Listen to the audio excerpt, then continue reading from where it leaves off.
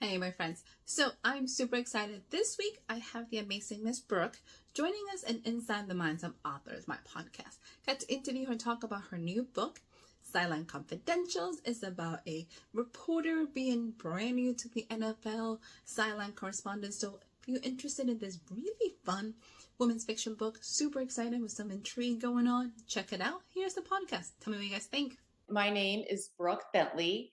I am the author of Sideline Confidential. It's my first work of fiction. I was a journalist, so this was my first time writing fiction. It's very, very fun for me, also very challenging. So I'm going to read a portion of the book. This is towards the end, and the lead character, Blake, has been in a journey navigating working for a pro football team in our hometown and dealing with the obstacles of a woman in that role. So just to set the stage.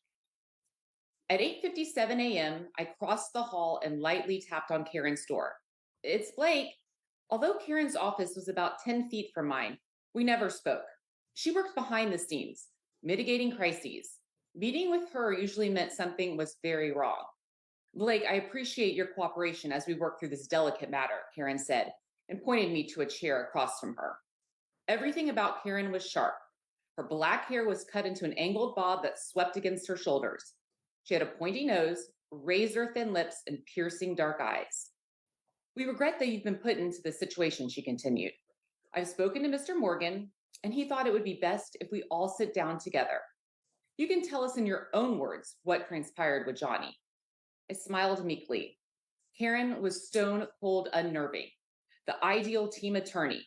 I was struggling to find my footing around her. It's imperative that we get the facts straight before we proceed, she said, and shuffled documents into a file folder. Okay, I managed to say. Karen straightened the sleeves of her gray blazer and tucked the file folder under her arm. I followed her out of the office and tried to give myself a pep talk. I was not in trouble. I was not the person in the wrong. Johnny was. I was going to stand up for myself and stay strong.